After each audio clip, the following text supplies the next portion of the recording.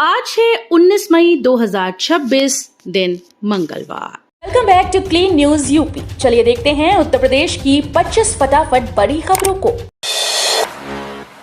UP को मिली 2400 megawatt की नई ऊर्जा परियोजना, 38,000 करोड़ से मजबूत होगी बिजली व्यवस्था।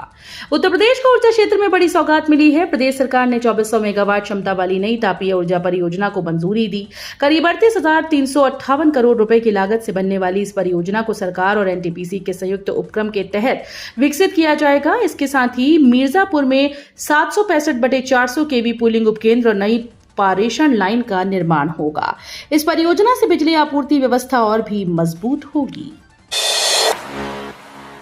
यूपी में 21,000 से ज्यादा शिक्षक और अनुदेशक पदों पर बड़ी भर्ती की तैयारी, सीएम योगी का ऐलान।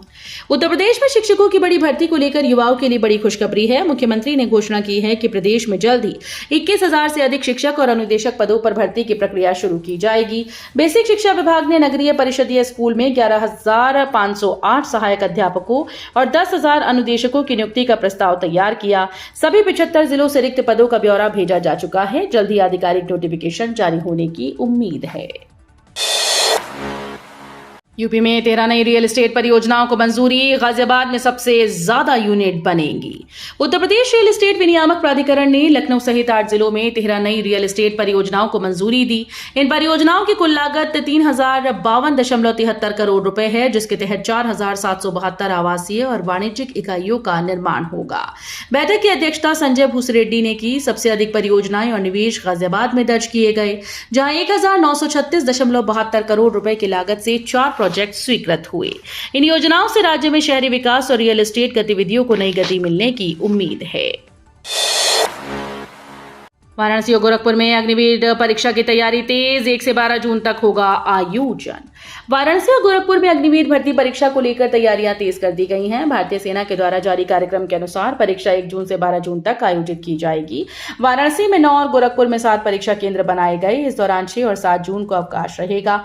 सेना भर्ती कार्यालय के अनुसार 12 जिलों से कुल 1,07,000 से अधिक अभ्यर्थियों ने अग्निवीर बनने के लिए पंजीकरण कराया है।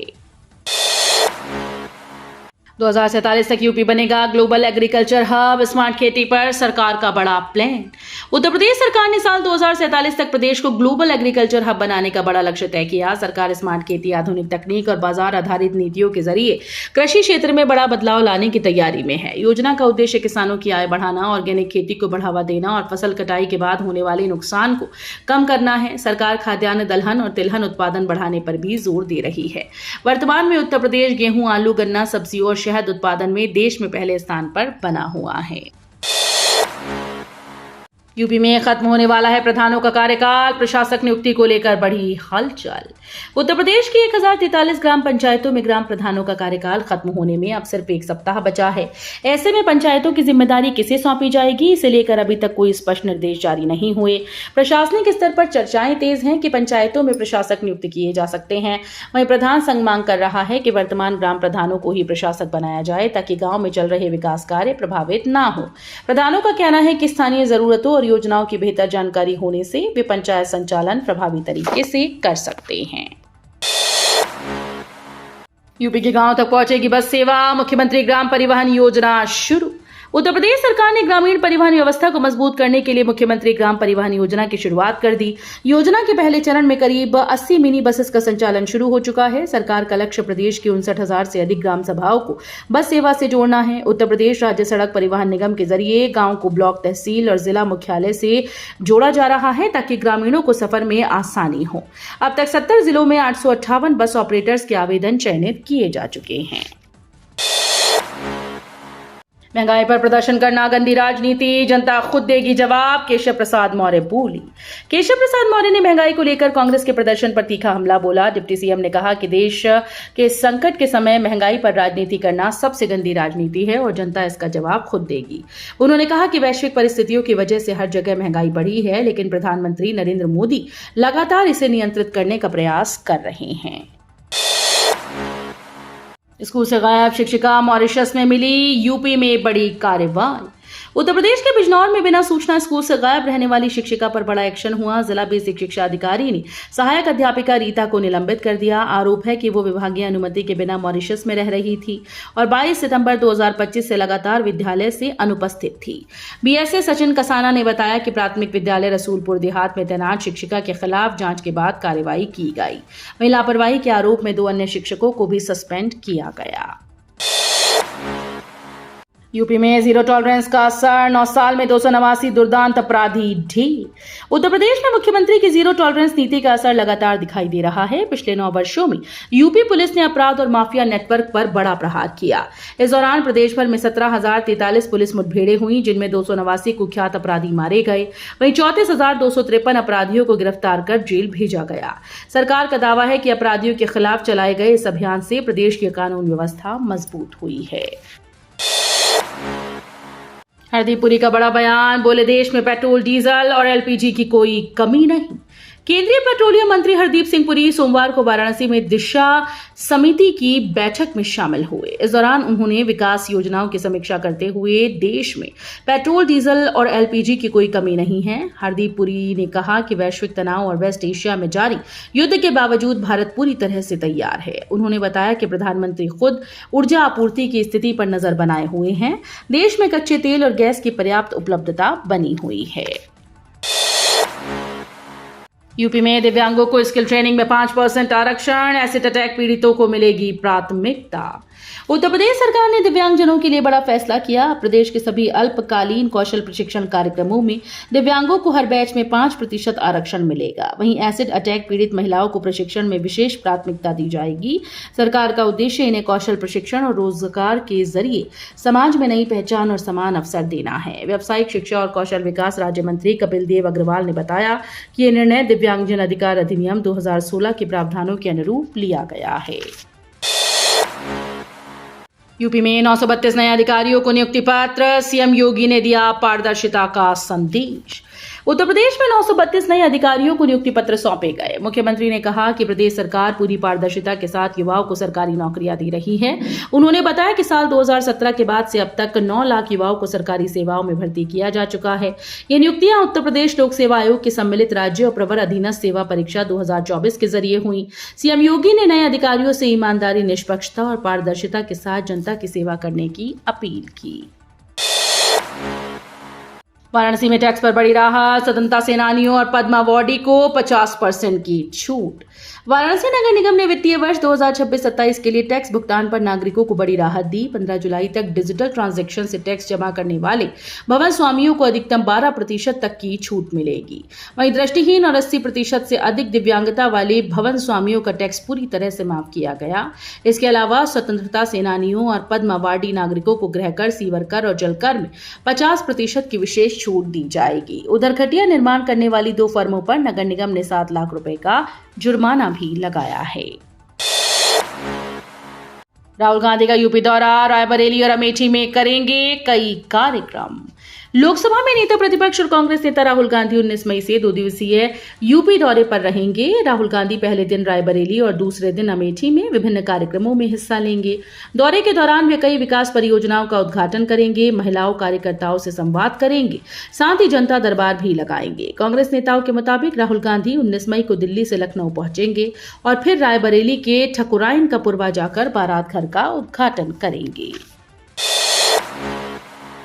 लखनऊ विश्वविद्यालय में अंतर्राष्ट्रीय संग्रहालय दिवस पर दिखी यूपी की ऐतिहासिक विरासत। अंतर्राष्ट्रीय संग्रहालय दिवस पर लखनऊ विश्वविद्यालय में इतिहास, संस्कृति और पुरातात्विक विरासत की अनोखी झलक देखने को मिली। कार्यक्रम में छायाचित्र प्रदर्शनी और विशेष व्याख्यान आयोजित किए गए, जहां विद्यार्थियों ने उत्तर प्रदेश की प्राचीन धरोहरों और ऐतिहासिक स्थलों के बारे में जानकारी हासिल की। मुख्य अतिथि डॉक्टर SN कपूर ने कार्यक्रम का उद्घाटन किया। वहीं हुलासखेड़ा उत्खनन स्थल पर 200 से अधिक छात्रों का शैक्षिक भ्रमण भी कराया गया। मंत्रिमंडल बंटवारे पर अखिलेश यादव का तंज, बीजेपी पर साधा निशाना। अखिलेश यादव ने उत्तर प्रदेश में मंत्रिमंडल विस्तार और विभागों के बंटवारे को लेकर प्रतिक्रिया दी।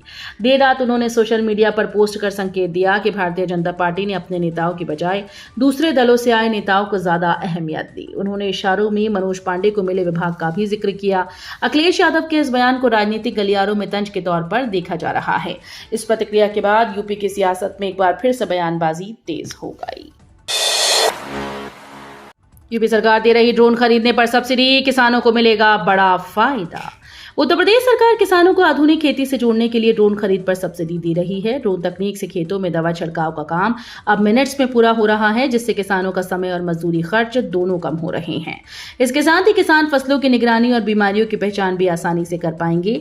सरकार की योजना के तहत छोटे और सीमांत किसान, महिला किसान और SC/ST वर्ग के लाभार्थियों को ड्रोन खरीद पर 50% तक अनुदान मिलेगा। फार्मर आईडी के बिना नहीं मिलेगा खाद, ई-टोकन सिस्टम लागू होने से बढ़ी किसानों की भीड़। किसानों को खाद वितरण में पारदर्शिता लाने के लिए सरकार ने नई ई-टोकन प्रणाली लागू कर दी। अब किसानों को खाद लेने से पहले फार्मर आईडी बनवाना अनिवार्य होगा।